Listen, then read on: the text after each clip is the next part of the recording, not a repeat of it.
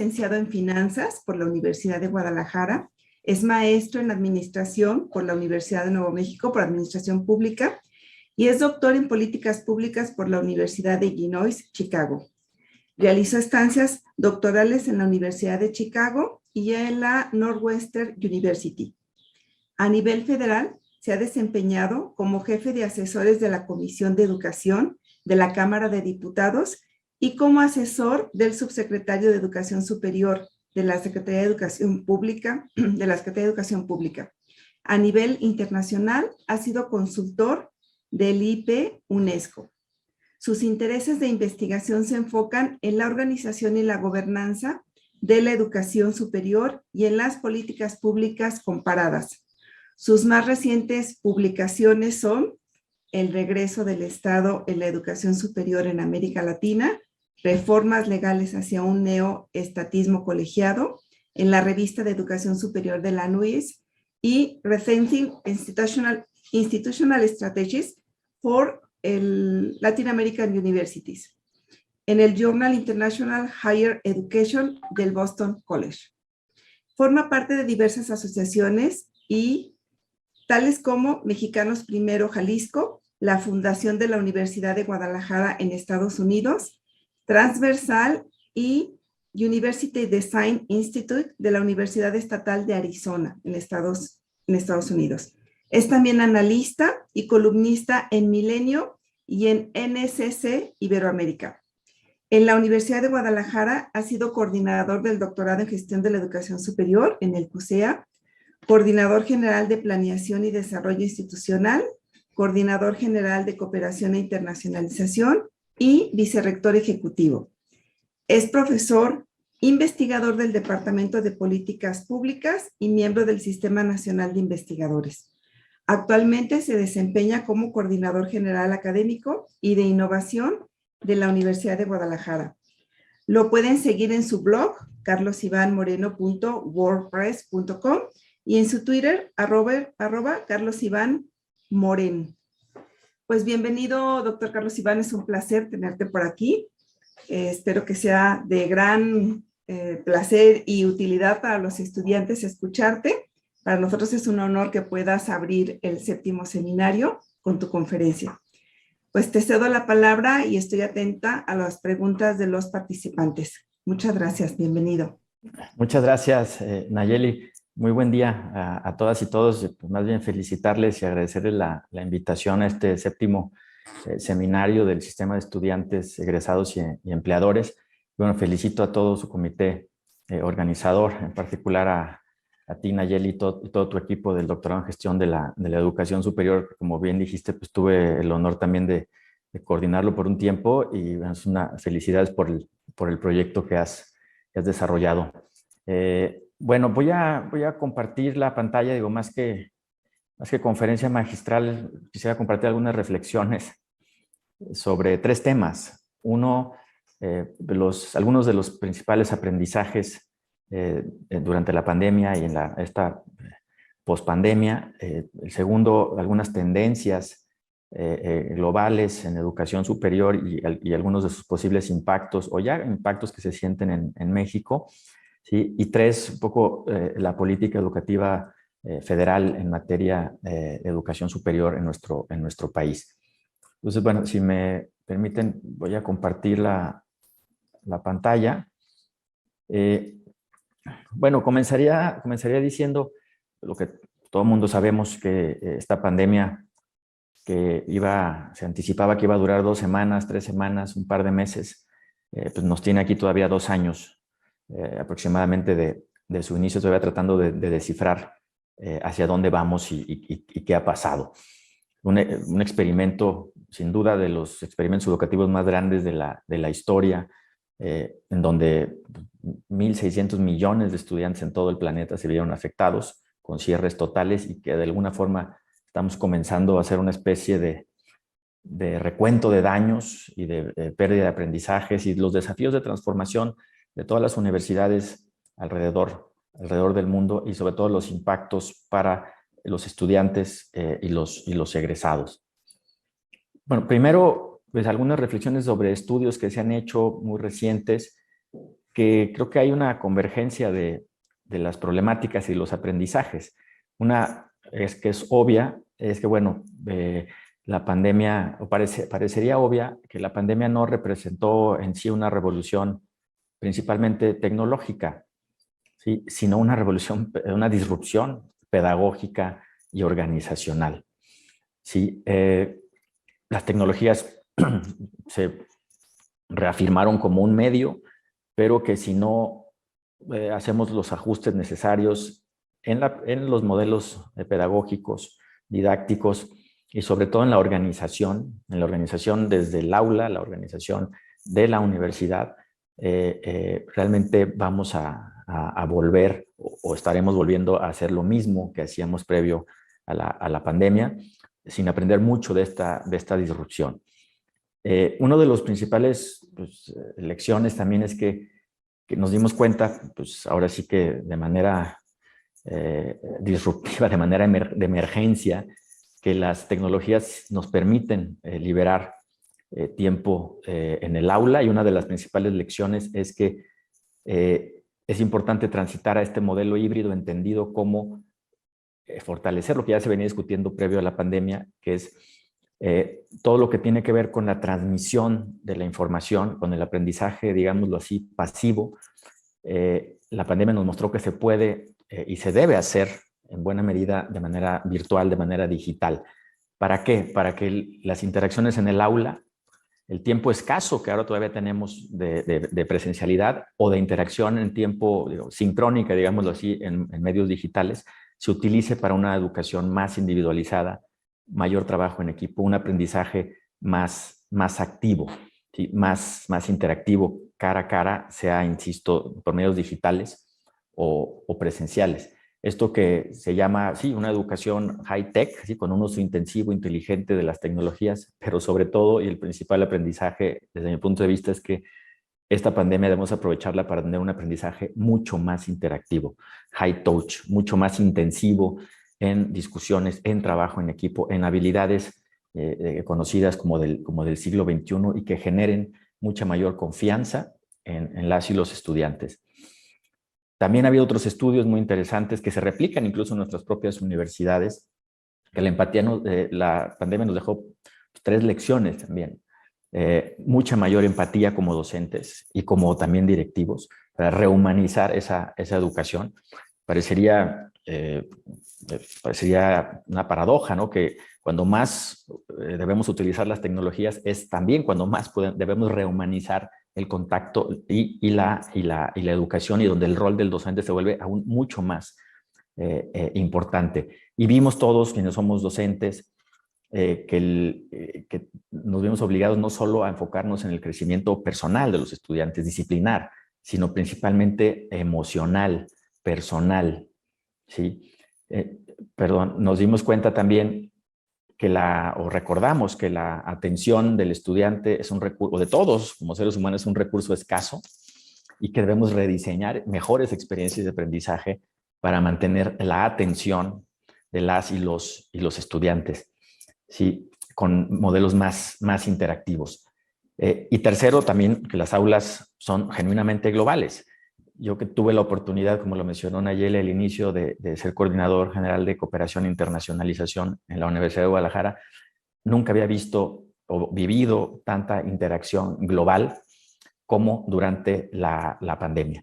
Sí, en mis propias clases pues invitamos y lo seguimos haciendo a catedráticos, profesores internacionales, globales, que pues, a la distancia de un Zoom pueden interactuar en nuestras clases.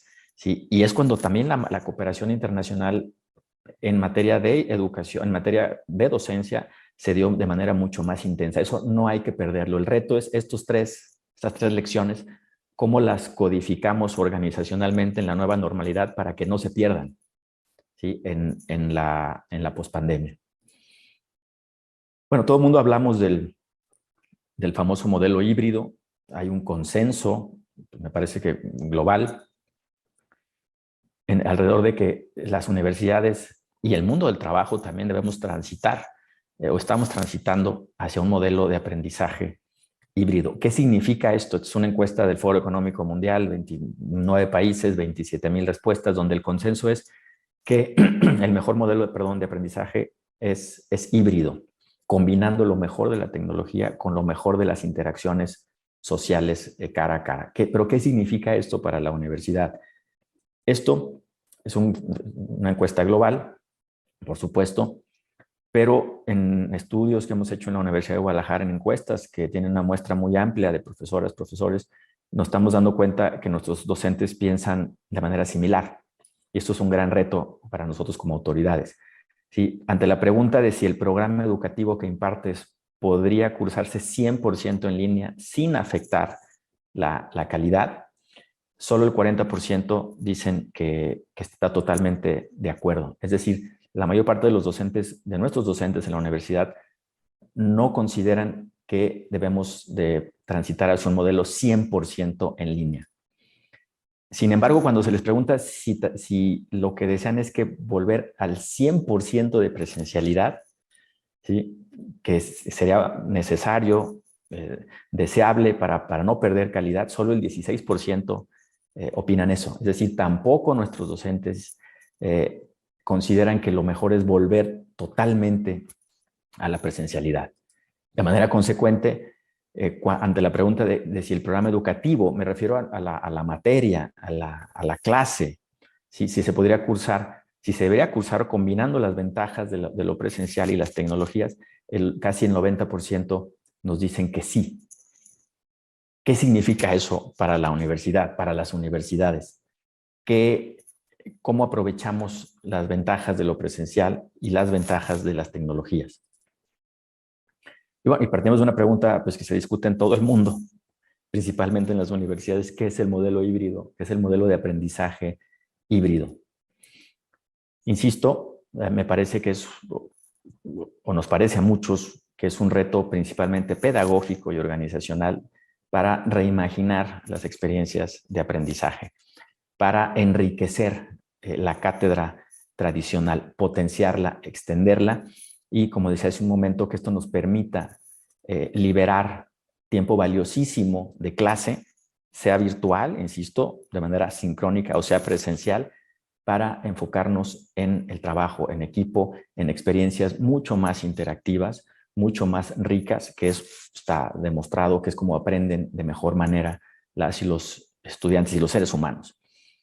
Reimaginar la experiencia de aprendizaje es sí estar conscientes de que el modelo que solo está centrado en un expositor único, desde hace muchos años ha sido cuestionado. Aquí vemos esta foto muy, pues, que ejemplifica.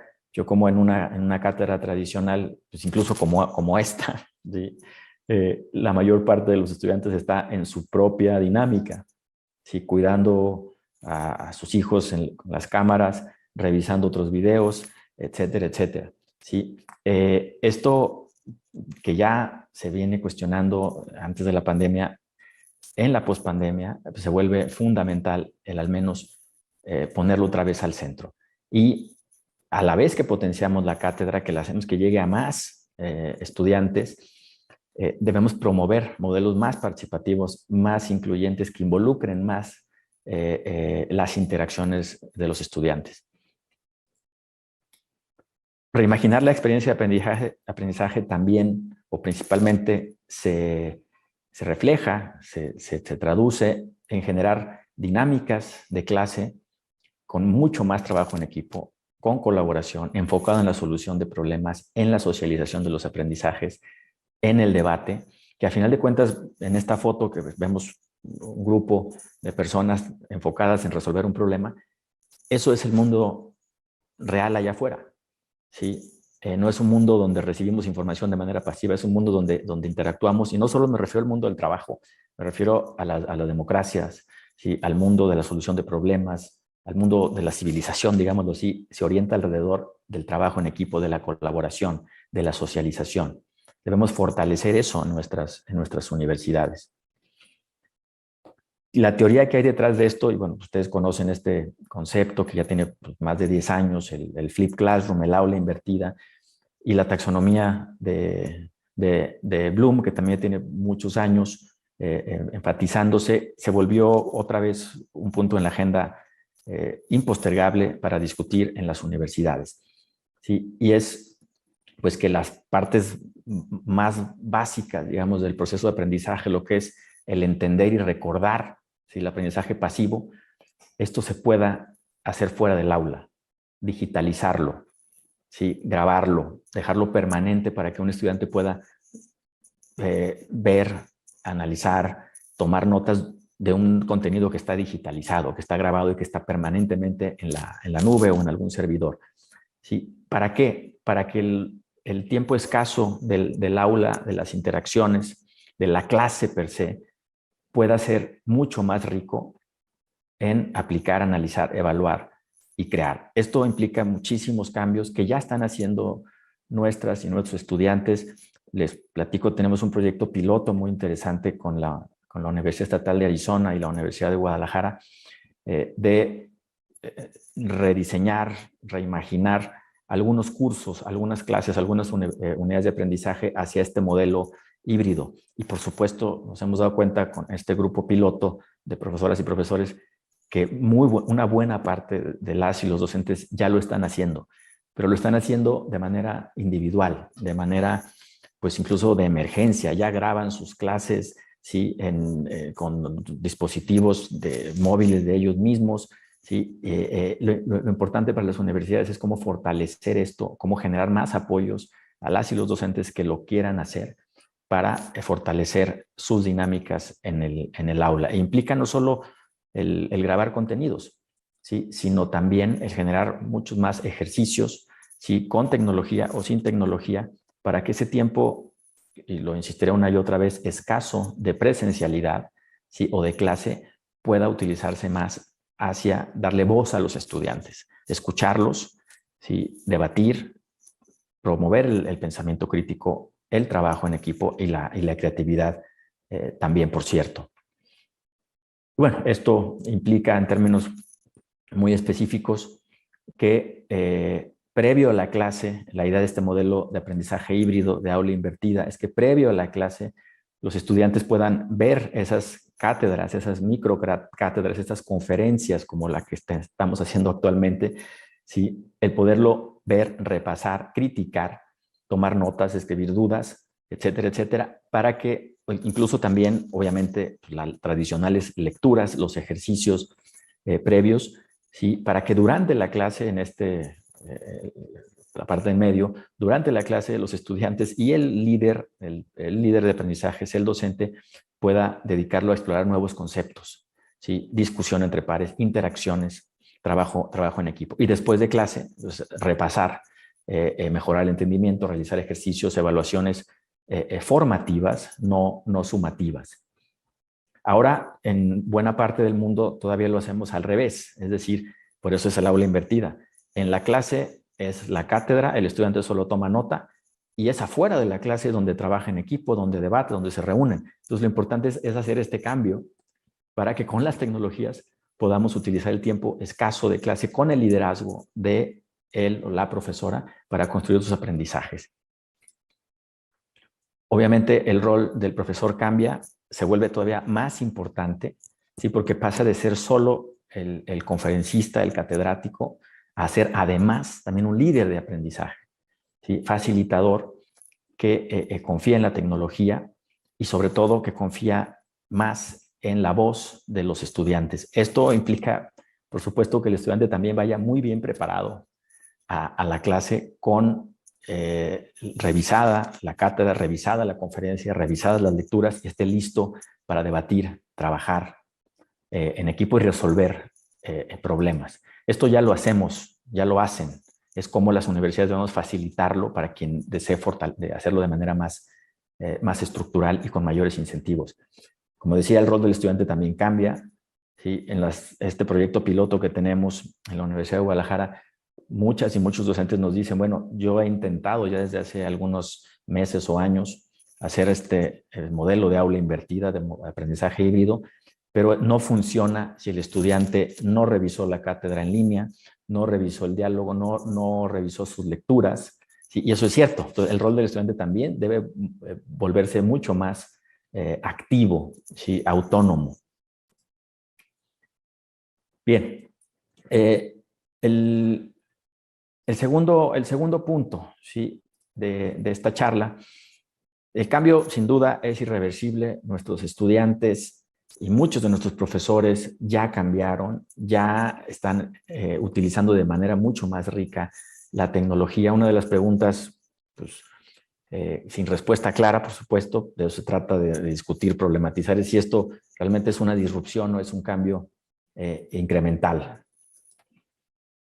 En la conferencia internacional de la American Council on Education de la semana pasada, se presentó un reporte muy interesante, sí, enfocado de tendencias del 2022, enfocado en la educación superior norteamericana, pero con muchas lecciones de cambios sistémicos, estructurales, que son, me parece, dignos de observar, porque de alguna u otra manera también impactan o se replican y ya están sucediendo en universidades en nuestro país y me atrevo también a decir que en nuestra región latinoamericana. Una primera tendencia obvia, también disminución de la matrícula. Se anticipaba durante la pandemia, pero los datos ya se muestran que sí hubo una reducción de la matrícula en todo el mundo, ¿sí? Aquí, perdón, en este reporte, pues hay una caída generalizada de estudiantes en las universidades norteamericanas. Ahí se ven los porcentajes en todos los grupos sociales. Las universidades están presentando problemas financieros, ¿sí? En otros países, sobre todo Estados Unidos, Reino Unido, dependen, como saben, principalmente de las colegiaturas. Afortunadamente no es el modelo de México, pero son otros los resortes que lo impactan. ¿Sí? Y esto obliga a las universidades a buscar nuevas formas para reclutar, seleccionar y ampliar la matrícula y retener a los estudiantes. En México, los últimos reportes que presentó el subsecretario de Educación Superior hace un par de semanas dan un panorama, me parece que optimista, porque alrededor de 31,000 estudiantes abandonaron sus estudios. ¿Por qué digo optimista? Digo, es muy grave, aunque fuera 1, 10 o 1,000, ¿sí? Pero bueno, 31,000 sí representa un porcentaje pues muy, muy bajo, alrededor de 1.5 o 2% de la matrícula, pero aún así no quisiéramos perder uno solo. Sí, lo que me parece más riesgoso es lo que presentó también el subsecretario Luciano Concheiro, es que 500,000 de estudiantes en educación superior están en riesgo inminente de abandono. Segunda tendencia, la reestructuración del campus universitario. ¿Sí? Lo mencionamos hace un rato, hace unos momentos, el modelo híbrido lo que implica, también implica cambios organizacionales y en el uso de la infraestructura. ¿Qué está sucediendo en universidades norteamericanas, europeas? Después de más de una década de avanzar en la construcción de infraestructura para aumentar la matrícula, hay un estancamiento, ¿sí? Donde cada vez hay menos estudiantes. Hablamos de sistemas que tienen 90% cobertura, que está provocando que las universidades estén obligadas a reorganizar sus espacios. Quizás allá no necesitar tanta infraestructura física. ¿Sí? En México tenemos un caso contrario, tenemos un 42% de cobertura, muy baja todavía, ¿sí? Y no obstante que se ha estancado el crecimiento de la matrícula y hay un alto riesgo de deserción, mencionaba de 500,000 de estudiantes, este modelo híbrido, esta reorganización de espacios puede y debe favorecer también el incremento de la matrícula. Tercera tendencia, internacional, insisto, la pandemia está agravando los problemas en la incertidumbre laboral para quienes tenemos una profesión académica, quienes dedicamos la vida a la docencia, a la investigación, a la gestión académica. A nivel global, en Estados Unidos concretamente, en Reino Unido, en Europa, sí, se anticipa que habrá menos contratación de académicos y más académicos sin base definitiva, lo que le llaman el tenure, la definitividad, ante la pérdida de ingresos. La tendencia es hacia contrataciones más temporales, menos permanentes en las universidades, y eso puede tener impactos pues muy negativos en el fortalecimiento e incluso en la libertad académica. En México también tenemos un problema en ese sentido por otros resortes, insisto. la eliminación de fondos, la eliminación de presupuestos y pues prácticamente el congelamiento del otorgamiento de nuevas plazas académicas por parte, por escasez de recursos a nivel federal. No olvidemos que en México pues hay una políticas desde hace muchos años de contención, de contratación, de regularización de nuevas plazas por parte de las autoridades federales. Esto no es nuevo, esto tiene 10, 15 años, pero se ha agravado por la escasez y por la austeridad. Algunas otras tendencias que agrupo en esta lámina, muy importante, hay una preocupación creciente por este crecimiento de investigaciones que son publicadas previamente, lo que le llaman los preprints, previo a la revisión de pares o sin revisión de pares. Esto se fortaleció por temas de emergencia sanitaria. Ustedes seguramente vieron pues, muchísimas nuevas publicaciones científicas epidemiológicas sobre las vacunas, sobre tratamientos, que eran research preprints publicados antes de una revisión de pares. ¿Cuál es el punto importante aquí? Que esto se puede generalizar, ¿sí? Y cuando se hace con toda la buena voluntad y con todo el rigor académico y científico, pues creo que no tendría mayor problema. Pero si empiezan a generarse publicaciones sin el rigor científico, con poca ética y sin revisión de pares, esto puede contribuir también pues, al fenómeno que padecemos todos, que es la desinformación o incluso de manera abierta fake news o fake science. También las universidades con muchos recursos, las universidades más ricas, más poderosas, más prestigiadas, están buscando comprar otras instituciones, ¿sí? Fusionarse con otras instituciones de menos prestigio, y esto está motivando un reacomodo de todo el sistema educativo a nivel global. Y también hay una demanda creciente, eso me parece muy positivo, pero con muchos retos para México también, mayores servicios, mayores inversiones en las y los estudiantes para salud mental, formación integral, tutorías, mecanismos que permitan retenerlos y generar un mejor trayecto para su éxito académico. ¿Qué pasará con las universidades? Hay algunos vaticinios interesantes, lo decíamos hace un momento, las universidades más ricas, más poderosas, más influyentes.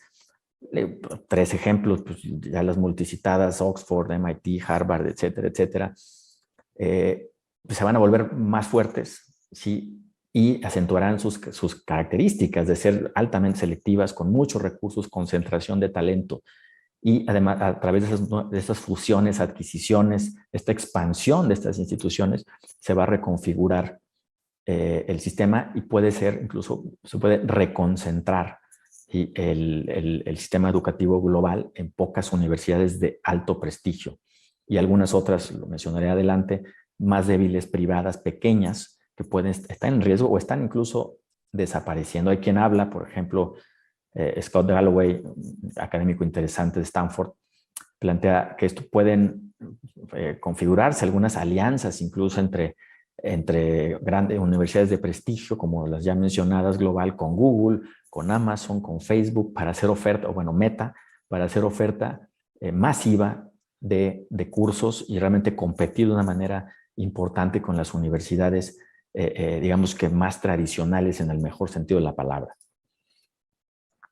¿Qué es lo que se anticipa con nuestras universidades? Estas son hipótesis que hemos generado nosotros en nuestro grupo de investigación. Bueno, las macrouniversidades, las grandes universidades masificadas al modelo América Latina, como la UNAM, ¿sí? Como Buenos Aires, como Guadalajara, Sao Paulo, la Nacional de Colombia, ¿sí? Por nuestras características estructurales, una matrícula masiva, dependencia financiera del Estado, principalmente una gobernanza sin duda compleja, ¿sí?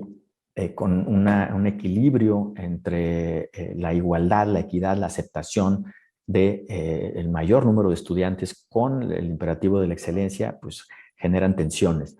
Muy importante, estas universidades nos caracterizamos por presumir a todos aquellos que aceptamos como nuestra ampliación, nuestro modelo de ampliación de matrícula.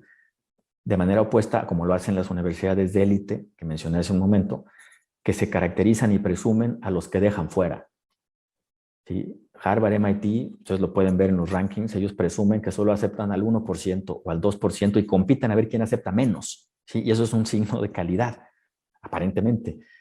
Nuestras universidades y otras universidades, por cierto, la Universidad Estatal de Arizona, que sale de este molde, también nos caracterizamos por presumir y mostrar que aceptamos a cada vez más estudiantes. El imperativo es cómo logramos también mantener altos niveles de excelencia en la formación académica y científica. ¿Cuál es el escenario pues, más oscuro? Es para las universidades medianas, pequeñas, de medio prestigio, porque esas son las que están desapareciendo, están siendo adquiridas, fusionadas o simplemente pues, están dejadas a su suerte. Y no son pocas, ¿sí? En los estudios que ha hecho Philip Albach sobre universidades denominadas de absorción de demanda, pues son 8 o 10 mil en toda América Latina, ¿sí? Tercera parte, y con esto concluyo para escuchar algunas, esperemos, unas preguntas y diálogo, es qué tanto, si está la educación superior de México preparada para enfrentar algunos de estos desafíos, algunas de estas tendencias. La política educativa federal tiene 3 pilares principalmente. 2, a mí me parece que son muy atinados.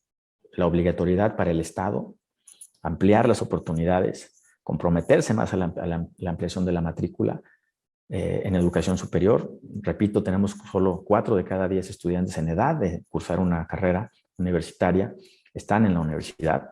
Es muy importante ampliar la matrícula y esta previsión constitucional, incluso de obligatoriedad para el Estado, para la autoridad, no para los estudiantes, nos lleva a pensar que se tendrá que ampliar también los presupuestos.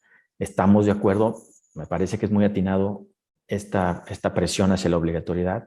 La gratuidad me parece que también es muy atinado, ¿sí? Que todo aquel estudiante que no se quede fuera, ningún estudiante por falta de recursos. Sin embargo, estos 2 pilares de la política educativa federal son absolutamente incompatibles con el tercer pilar, que es la austeridad. ¿Sí? Sin recursos, sin apoyos, sin inversión, muy difícilmente se va a lograr lo anteriormente mencionado en los 2 primeros pilares. Hay una nueva Ley General de Educación Superior, que es un ejemplo de gobernanza colaborativa, una ley necesaria, muy importante, aprobada el año pasado por unanimidad, por consenso.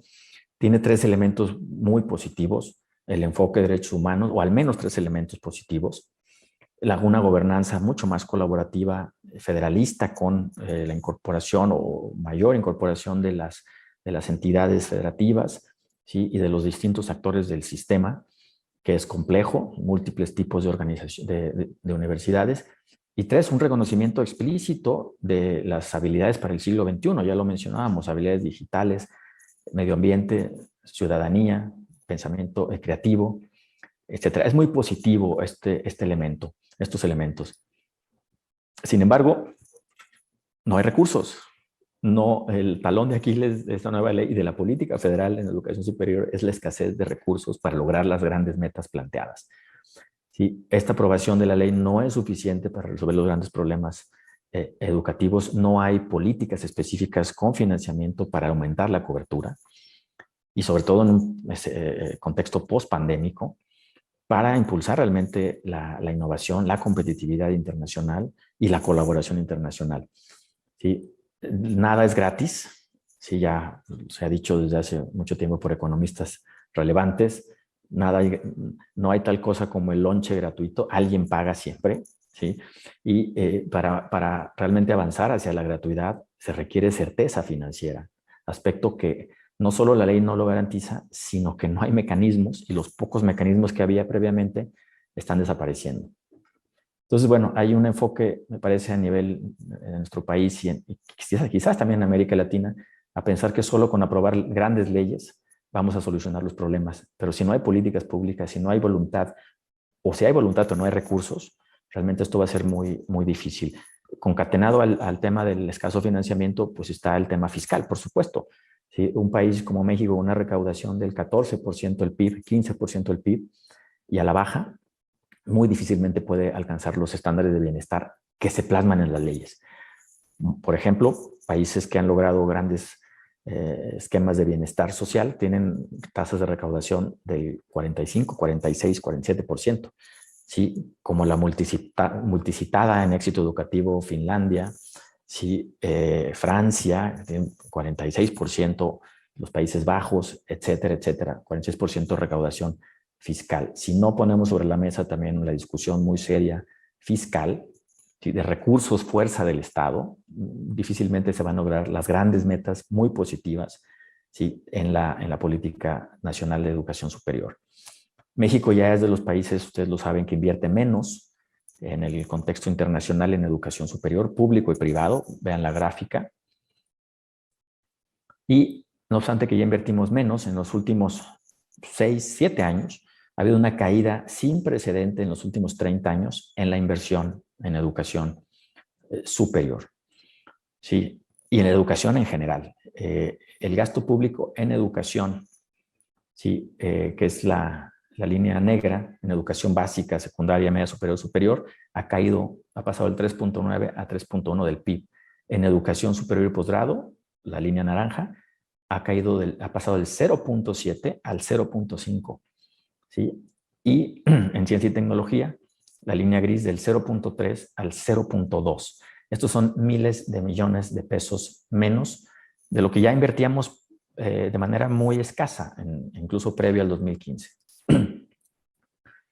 También no solo decrece el pastel o la importancia respecto al PIB, sino también respecto al presupuesto, es decir, el pastel, la rebanada del pastel para educación superior, ciencia y tecnología es cada vez menor desde el año 2015, hay que decirlo.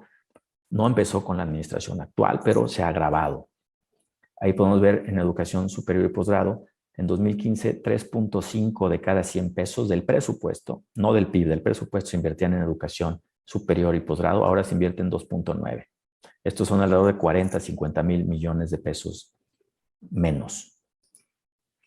Y bueno, finalmente también esta política que se viene impulsando desde los 90s, de fondos extraordinarios para compensar, incentivar, mejorar temas de infraestructura, ampliación de matrícula, movilidad docente, pensiones y jubilaciones, nuevos programas educativos, infraestructura, estímulos docentes, ojo, que son pues, los apoyos que reciben o los ingresos adicionales que reciben las y los profesores con estándares de calidad debido a la precariedad salarial, hay que decirlo, en nuestro país, en educación superior también. Esos estímulos docentes están a la baja. Cada vez han desaparecido los fondos que los apoyaban. Y mientras todo esto sucede, la matrícula sigue creciendo.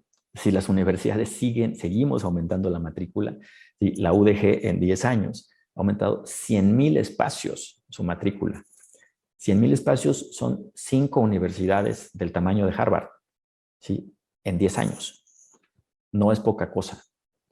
Y los presupuestos siguen cayendo. ¿Qué implica eso? Pues que cada vez la inversión, los apoyos, ¿sí? La infraestructura se deteriora cada vez más porque la inversión por estudiante decrece. Pues no solamente es aumentar los espacios, es aumentarlos con calidad, con laboratorios, con tecnología, con docentes bien pagados, bien remunerados, bien incentivados. Finalmente, un tema que me parece muy delicado a nivel nacional, que es un problema del posgrado. En México solo tenemos un 8% de la matrícula en educación superior en el posgrado, 403,000 estudiantes. De eso solo el 1% corresponde al doctorado, solo 50,000 estudiantes. ¿Sí? Y con estas cifras que se han mantenido estancadas en los últimos 10, 15 años, difícilmente podemos avanzar a la multicitada soberanía científica, a resolver los problemas de nuestro país si no le apostamos cada vez más a no solo ampliar la matrícula en licenciatura, sino también principalmente en posgrado y para la ciencia en doctorado. También son muy pocos los estudiantes, las y los estudiantes en la matrícula en posgrado en áreas STEM, ¿sí? En áreas de ciencia, tecnología, ingeniería y matemáticas. Entonces, son múltiples los retos y con una política de contención presupuestal o de reducción presupuestal franca, va a ser muy difícil enfrentarlos. En suma, con esto termino, las instituciones de educación superior en México, principalmente las públicas, están en una situación muy precaria para enfrentar los desafíos globales, pero también las privadas con una economía que cada vez pues está en situación también de mayor debilidad en el concierto global. Va a ser muy difícil transitar, ¿sí? No imposible, esto nos obliga también a ser mucho más creativos, mucho más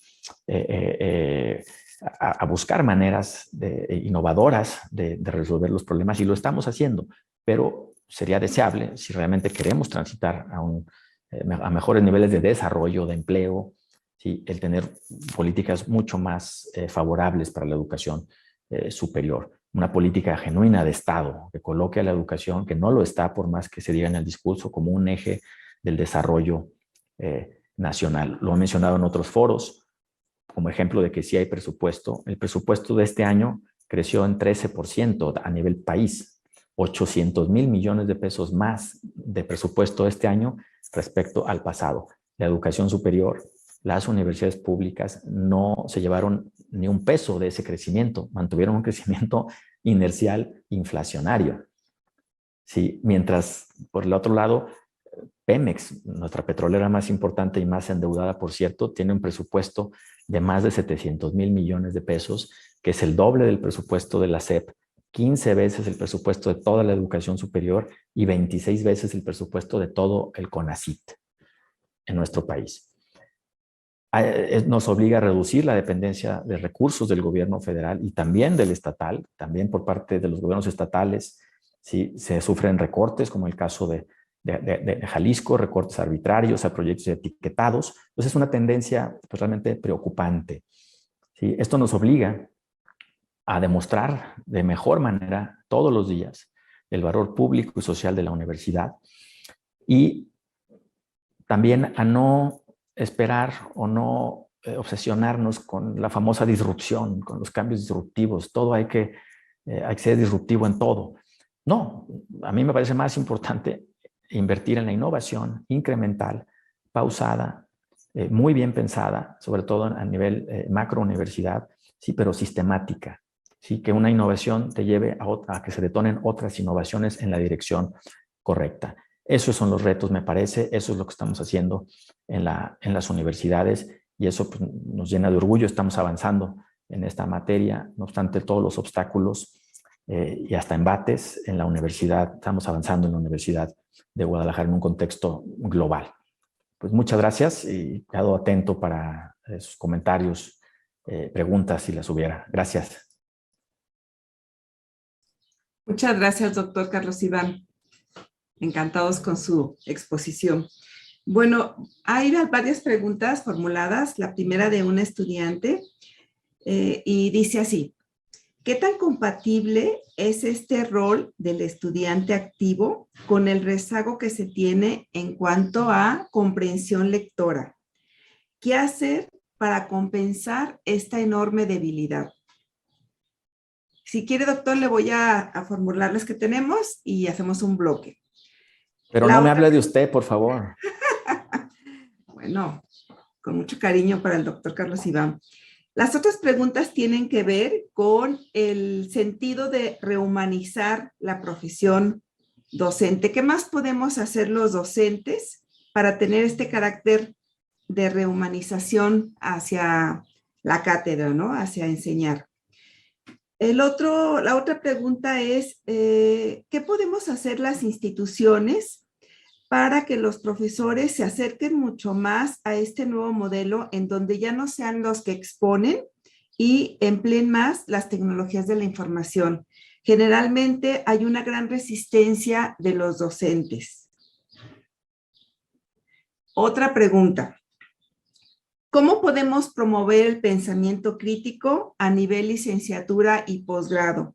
Los estudiantes suelen leer poco y no hay forma de que los mismos comprendan o empleen el pensamiento crítico. ¿Qué podemos hacer? Otra pregunta. Aunque sean solamente 31,000 estudiantes, ¿qué tenemos que hacer las instituciones de educación superior para que no se vayan los estudiantes para que no abandonen nuestras aulas. Otra pregunta. La cuestión de la reestructuración del campus universitario o incluso de otras instituciones a nivel primaria, secundaria, preparatoria, es una gran idea. Estoy de acuerdo en que hay que optimizar los espacios, pero ¿cómo hacerlo? Hay infinidad de lugares o de aulas cerrados que están vacíos en los horarios en que no se emplean por la institución. Otra pregunta. ¿Qué están haciendo las universidades para cuidar la salud mental de los estudiantes pospandemia? Bueno, son algunas de las que llegaron. Híjole, pues fueron muchas. ¿Me repite la primera? Empezamos. No, pues es que aquí me traté aquí de tomar nota. Espero que no se me vaya alguna. Si no, ya me dicen. Bueno, yo creo que esta es una muestra del aprendizaje activo, ¿no? Lo más, en una charla ideal o un modelo híbrido, pues esta charla que yo les di, estas reflexiones, pues se pudo haber visto previamente mientras ustedes se trasladaban a este espacio virtual y ya enfocarnos esta hora y cuarto al debate, ¿no? Eso es hacia lo que tenemos que transitar paulatinamente. Pero no, muy buenas preguntas, difíciles. Sí, bueno, es un cambio cultural, sin duda, un cambio estructural, el tema del rol del estudiante activo. En este proyecto piloto, insisto, para ejemplificarlo de manera más concreta posible, en este proyecto piloto que tenemos en la Universidad de Guadalajara de rediseñar algunos cursos en toda la red universitaria hacia el modelo híbrido, pues lo que nos hemos encontrado por parte de los docentes es con esta pregunta recurrente, ¿no? Yo ya grabo mis clases porque incluso eso parecía que de pronto estábamos siendo muy innovadores en promover esto y lo que estamos viendo es que ya lo estaban haciendo los docentes, ¿no? Pero lo están haciendo pues como pueden, como con sus teléfonos. Entonces el trabajo de las universidades es favorecerlo, facilitarlo y generar toda una estructura de incentivos.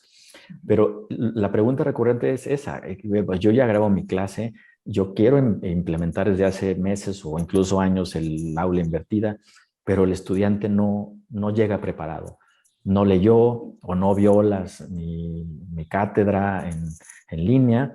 Entonces, el estudiante todavía sigue pensando que mi trabajo como docente es venir aquí a darles la charla y ellos a tomar nota.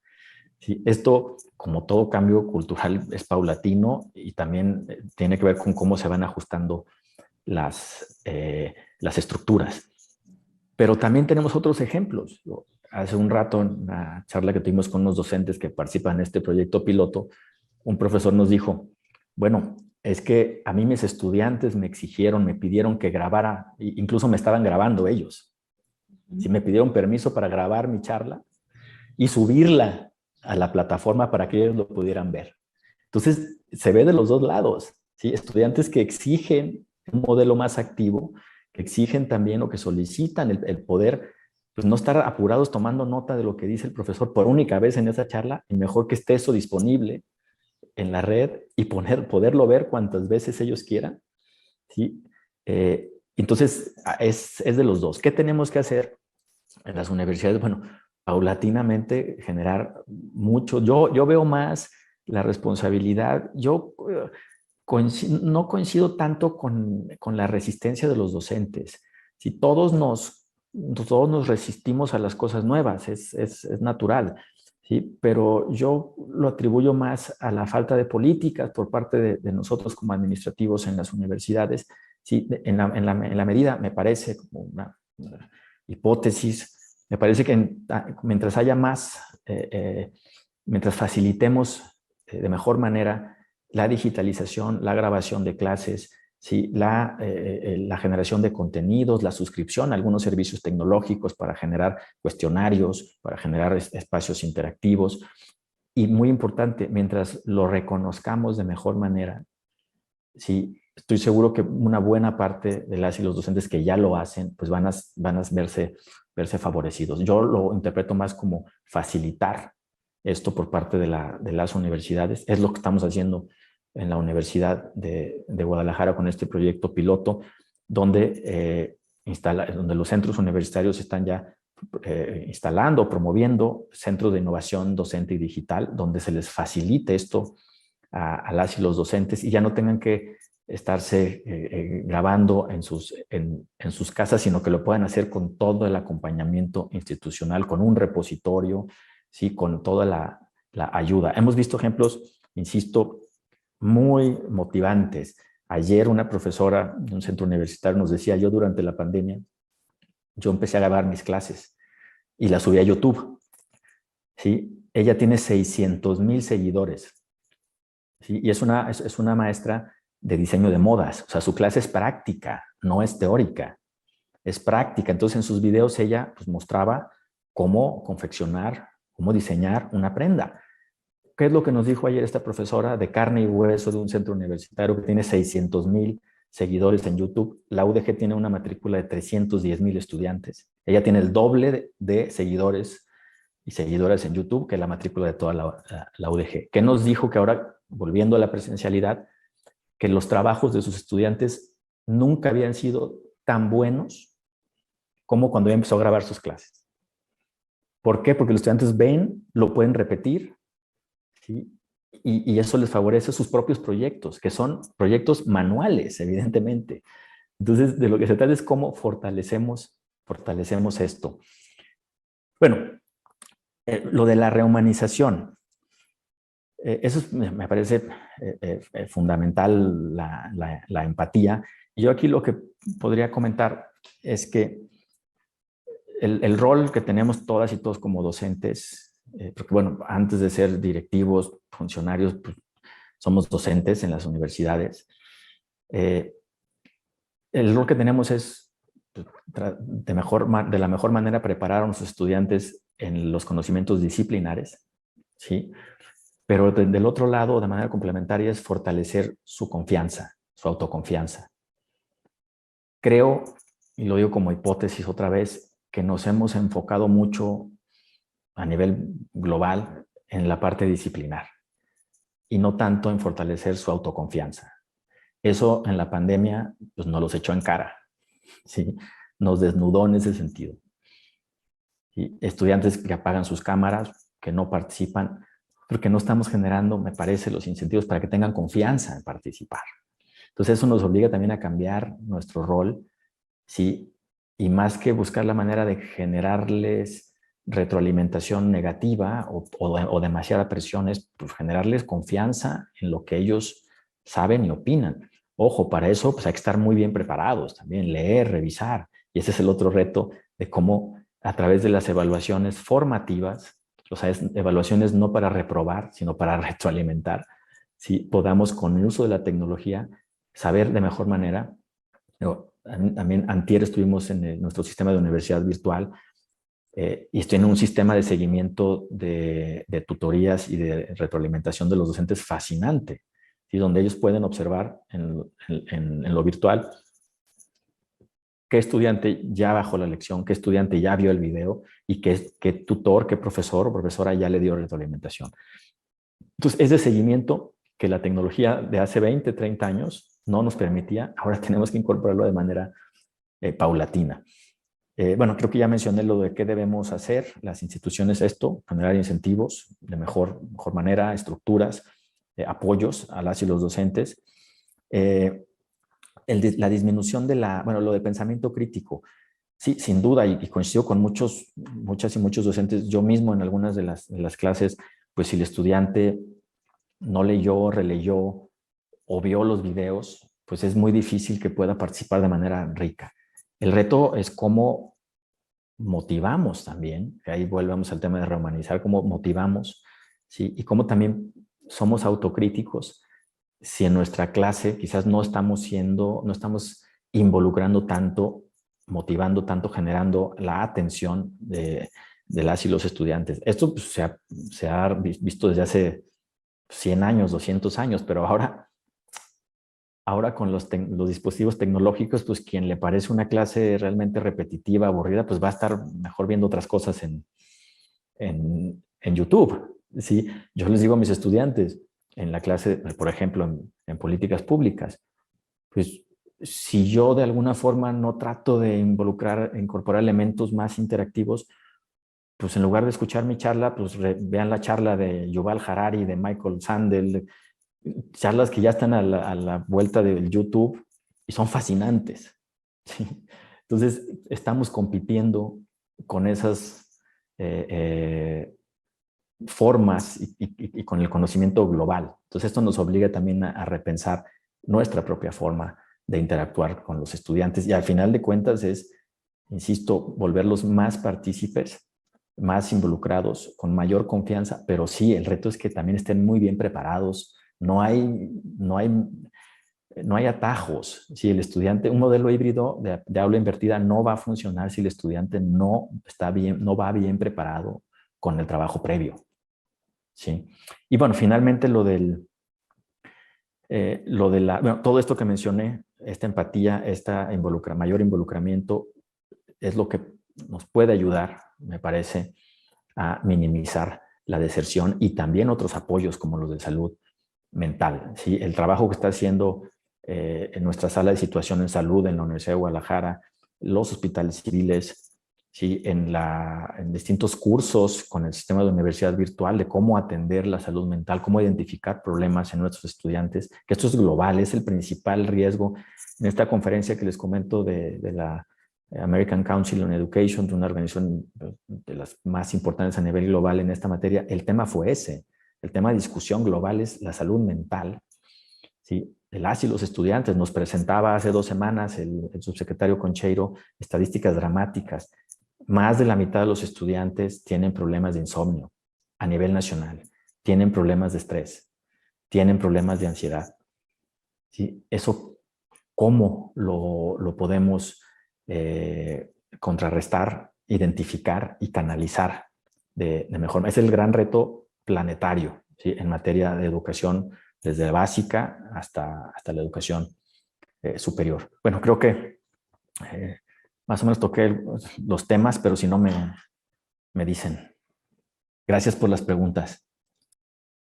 Hay otras preguntas más, las voy a resumir porque solamente nos quedan 10 minutos, pero sí son varias. Bueno, hay una que refiere, dice, de acuerdo con Anuyes, se demanda más la oferta privada en posgrado y de acuerdo a los datos que acaba de presentar, 5 de cada 10 hacen su posgrado en una institución privada. ¿Cuáles serían sus argumentos para afirmar que las universidades pequeñas van a desaparecer cuando han sido las que han funcionado a partir de la absorción de la demanda de las grandes universidades públicas, que aunque aceptan a más personas, no se dan abasto con la cobertura? Esa es una. La otra, ¿cómo logramos hacer corresponsable al estudiante de su propio proceso formativo en este tiempo en donde no hay interés en aprender? La otra, doctor Carlos, ¿es la generación de recursos autogenerados una alternativa ante las disposiciones de autoridad en la educación superior? La siguiente, ¿usted recomienda diversificación de fuentes de ingresos como aumento de cuotas a estudiantes, políticas de generación de recursos propios, etcétera? Gracias. Cada vez se ponen más difíciles las preguntas, como que ahí Nayeli las va poniendo así Creo que son del doctorado. Oye, sí, sí, ya creo que ya sé de quiénes son. No, no es cierto. Bueno, a ver, el tema de las universidades privadas, sí, lo que yo presenté es lo que se está viendo a nivel global, principalmente, hay que decirlo, lo mencionaba al inicio, en los sistemas que están más orientados a al alto pago de colegiaturas. ¿Sí? En estos sistemas donde en todas las universidades se pagan colegiaturas, sean públicas o privadas, me refiero concretamente a Estados Unidos, Reino Unido, Australia, ¿sí? Lo que se está viendo es estos adquisiciones de universidades más tradicionales que están adquiriendo a universidades más pequeñas de menos prestigio. También lo estamos viendo en México con grandes corporativos, ¿sí? Laureate y otros, que bueno, van cambiando de nombre, empresas importantes que están comprando pequeñas universidades o medianas universidades privadas. Y bueno, yo hacia algo uno de los puntos donde no coincido con la política o con la narrativa, en algunos casos de la política federal, es en no reconocer o abiertamente criticar la contribución de las universidades privadas al desarrollo científico. Y eso me parece que es un error. Sí, en México el 35% de la matrícula a nivel licenciatura, a nivel superior, es cubierto por universidades privadas, ¿sí? De alto prestigio, de absorción de demanda, y incluso, si bien hubo una caída en la matrícula durante la pandemia, principalmente en las universidades privadas, ahora se está recuperando, ¿sí? Pero ahí, bueno, el reto principal en el contexto de México es sí garantizar cada vez mejores experiencias de aprendizaje, mayor prestigio, ¿sí? Y mayor orientación hacia el éxito de los estudiantes. Pero la contribución social de las universidades privadas, en la gran mayoría de los casos, ¿sí? Hay casos también, hay que decirlo, pues donde realmente se da una simulación y niveles mínimos, ínfimos, por no decirlo así, los que se conoce como universidades de cochera o muy baja calidad. Sí, pues eso realmente, eso tiene que fortalecerse, y la Ley General de Educación Superior lo aborda de mejor manera. El Estado sí debe garantizar estándares mínimos para que ningún estudiante se vea engañado por ofertas de bajo costo, que es lo menos importante, sino de muy baja calidad. Sí, pero en nuestro contexto yo creo que al contrario, yo creo que las universidades, y ya se demostró en las estadísticas que presentó el subsecretario, privadas, están aumentando o ya recuperaron esa pérdida de matrícula y se está estabilizando. En nuestro contexto, insisto, el reto es otro. El reto es estándares básicos de calidad, y que el estudiante sepa claramente, y su familia, ¿sí?, qué está recibiendo a cambio de sus colegiaturas. Bueno, el tema donde no hay interés, ¿qué pasa cuando no hay interés de aprender? Yo ahí me preguntaría, o yo mismo lo he reflexionado, ¿qué responsabilidad tenemos las y los docentes en que un estudiante no tenga interés en aprender? ¿Sí? Yo creo que es una responsabilidad compartida. Y es una pregunta que yo les hago a mis estudiantes, incluso de maestría, de doctorado, no se diga licenciatura. ¿De quién es la responsabilidad del aprendizaje? ¿Sí? Y la mayor parte, bueno, al inicio me dicen, es que es del estudiante. Solamente o principalmente. Yo creo que no. Es compartida. Es del estudiante y también es del docente. O incluso principalmente del docente como líder, ¿sí? Entonces, no quiero ser demasiado provocador, pero tenemos que reflexionar eso. Si un estudiante no muestra interés en aprender, pues ver si es una cuestión también de que quizás nuestras dinámicas de clase no son tan ricas, no son tan interactivas, que estamos motivando ese interés en aprender. ¿Sí? Lo pongo solo como hipótesis, como autocrítica. Hay casos donde, pues sí, ya no habrá mucho que hacer por más esfuerzos, por más tecnología, interacción, y haya quien pues, no realmente tenga otros problemas ya ajenos a la universidad, a la función educativa. Y finalmente, bueno, los recursos autogenerados, pues es una política que ha impulsado nuestro país desde los años 80, 90.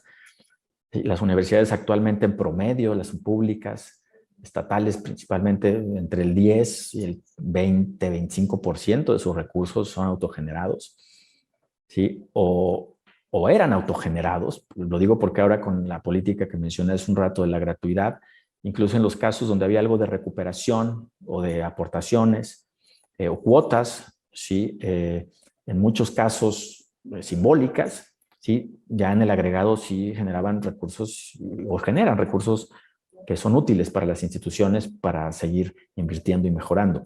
¿Sí? Ahora, lo preocupante es que diversas puertas se cierran, ¿sí? Y si bien la narrativa, la motivación en años pasados o en sexenios pasados era el emprendimiento, era promover más, y estaba en la ley para la coordinación de la educación superior, promover esos recursos autogenerados, ¿sí?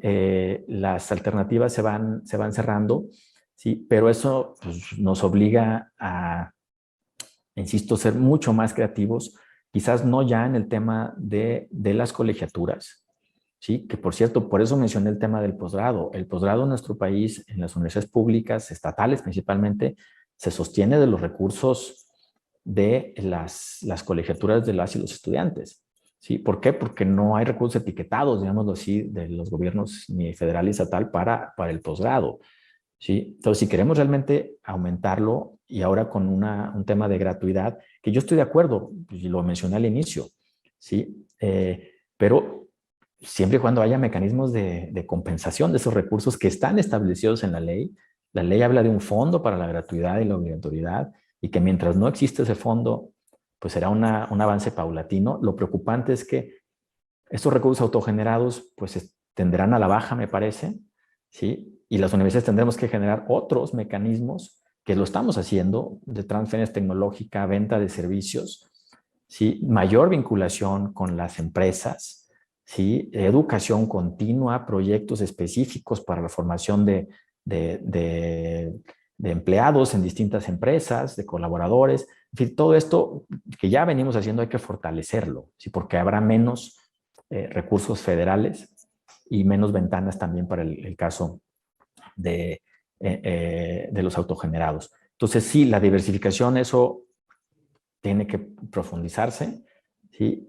Pero a través de mayor colaboración y venta de servicios, creo que no hay otra, a las empresas, a los gobiernos y a la sociedad. Y por último, también lo mencioné en las conclusiones, pero también siendo autocríticos, sí tenemos que, como universidades, que dependemos de recursos públicos, como en toda América Latina, que principalmente dependemos de recursos fiscales, sí tenemos que trabajar de manera más agresiva, en el mejor sentido de la palabra, para estar mostrando constantemente el valor social, el valor tangible de la universidad en la solución de los problemas o en el análisis de los problemas públicos. Sí, y estar constantemente, incluso invirtiendo recursos en mostrar a los gobiernos y a la sociedad principalmente el valor de financiar una universidad, el valor de la autonomía universitaria, que a veces se dice muy en abstracto, pero es fundamental, el valor de la libertad académica, ¿sí? Para lograr los bienes y las misiones que han sido encomendadas a la universidad. Bueno, pues ahí, creo que ahí la dejaría. Pues agradecemos mucho tu participación, Carlos Iván Moreno Arellano, coordinador general académico de la Universidad de Guadalajara. Gracias también a los que nos acompañaron a través del canal de YouTube de la UAM y de Facebook. Mi nombre es Lourdes Nayeli Quevedo Huerta, coordinadora del doctorado en gestión de la educación superior, miembro del comité organizador del CIE, y agradecida también a las respuestas de las preguntas, las participaciones que tuvieron estudiantes y profesores en la conferencia magistral. Muchas gracias, doctor Carlos Iván. En breve le haremos llegar su constancia. Muchas gracias y felicidades una vez más. Saludos a las autoridades de la UAM y a todo el equipo de este comité organizador. Gracias. Buen día a todas y todos. Buen día. Muchas gracias. Hasta luego.